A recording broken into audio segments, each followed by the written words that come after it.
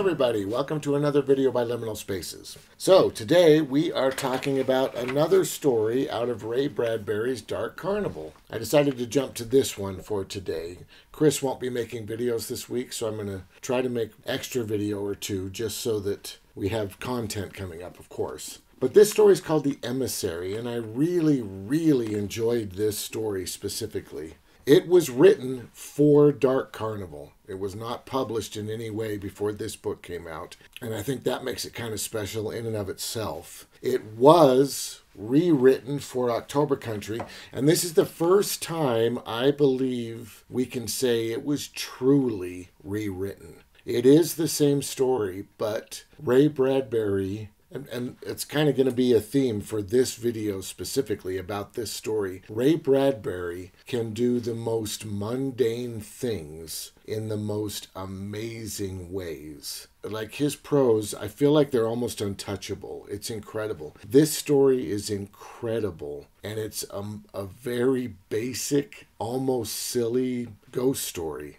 It's very straightforward, but it's so beautifully written. It's incredible. And for the rewrite, once again, it's the exact same story, but it's so well constructed, and the visuals are different in this one than they are in Dark Carnival. It's completely different, but it's exactly the same. It is absolutely worth reading both. They're incredible.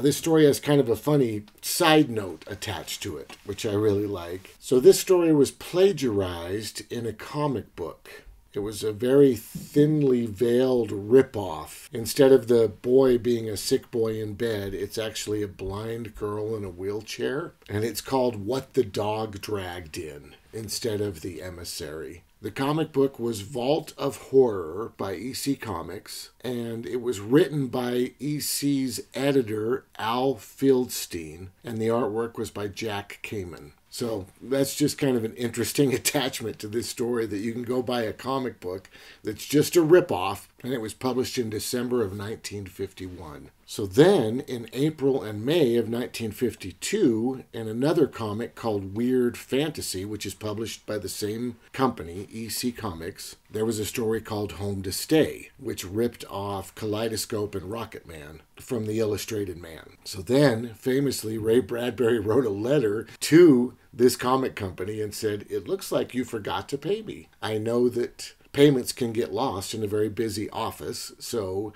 if you could just kindly send me my check, I would appreciate it." And of course they did pay him. And he also wrote that he would like to do some kind of a collaboration in the future where they do a bunch of his stories, and many of his stories were published by this comic company. And that's a very funny, cute story, I think, about Ray Bradbury and how he deals with that kind of stuff. So the story itself is about a young boy who gets sick. He's confined to bed for a certain amount of time. He's not going to die or anything like that. He's just sick, and he needs to stay in bed for like 4 months to get better. So his dog runs out into the small town and rolls around in the dirt and, barks at people and does all kinds of stuff, and then comes back. And the boy can tell kind of what's going on out in the town by what the dog brings back with him. At the opening of the story, the dog is covered in leaves that have fallen off of trees, so the boy can tell that the fall has arrived. And Ray Bradbury describes it beautifully, of course, the smell of autumn and all this kind of stuff. Also, they have put a note around the dog's neck that says, "My boy is sick. Please come and visit him." So the dog runs out, he runs through the town, and anybody that sees the dog or reads the note can follow the dog back to the boy's house and visit with the boy. Well, there's one particular visitor that comes, I think, 3 times in the story. That's a young woman who lives in another town, I believe. But the dog brings her, and she visits with the boy. And Ray Bradbury actually kind of compared this to a time when he was sick, I think when he was 8, and his cousin, I believe, would come and visit him, and she brought all kinds of stories and things, and they were really looking forward to Halloween together.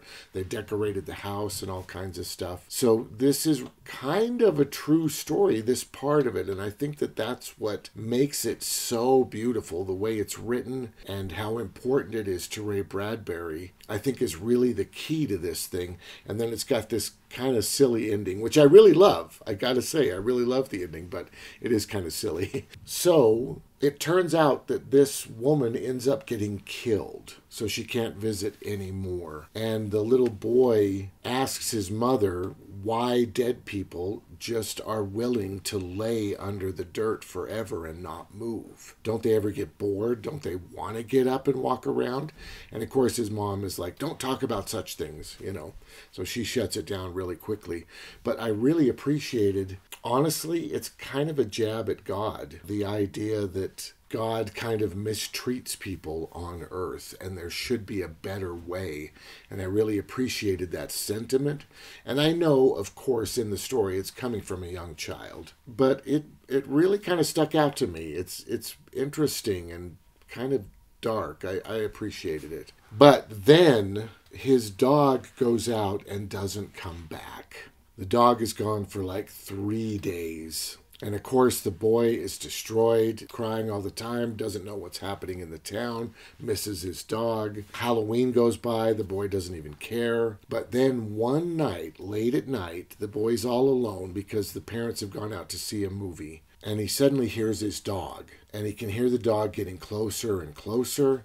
And eventually the dog ends up downstairs, barking at the door to get in. And he's trying to decide if he should try to get up to let the dog in or if he should wait for his parents to come home. But then the front door opens. The dog comes running in, and he comes running upstairs and jumps up on the bed. And the dog is covered in dirt and mud, and he smells like rotting dead things. The dog has been digging really deep, and he believes the dog's been digging in a cemetery. And even he finds there to be a little bit of human flesh on the dog's claws where it's been digging. And then he hears somebody coming up the stairs towards his bedroom. And of course, the story in both of the books, the story ends with Martin has a visitor, right? Which is super scary and super creepy. I love the story, and I love the idea of that, especially with him talking about, don't the dead ever get restless? Don't they want to get up and walk around? So I really appreciated that kind of a tie-in. But compared to how beautifully written all of the other stuff is, it does come off as a little bit kind of silly and weird. But I really do love it. It's a really great story. Now, they don't tell you who the visitor is in the story, but I do believe it's probably the young woman. I imagine that once the young woman died, the dog went looking for her. It's not just some random person that the dog dug up. I believe it's probably the young woman. So there is a Ray Bradbury theater filmed version of this story. I couldn't get through it, to be perfectly honest with you. It's not that they're bad. It's just that the magic of Ray Bradbury's writing is completely lost in dialogue. There's no way to capture the beauty of this writing and somebody saying, come here, boy, get up on the bed. What did you find today? You know what I mean? It's not. It's not the same at all, and there's no way it ever could be the same. All right, so that is Ray Bradbury's The Emissary from Dark Carnival. If you liked this video, please hit like. If you want to see more like this, make sure to subscribe, and have a great day.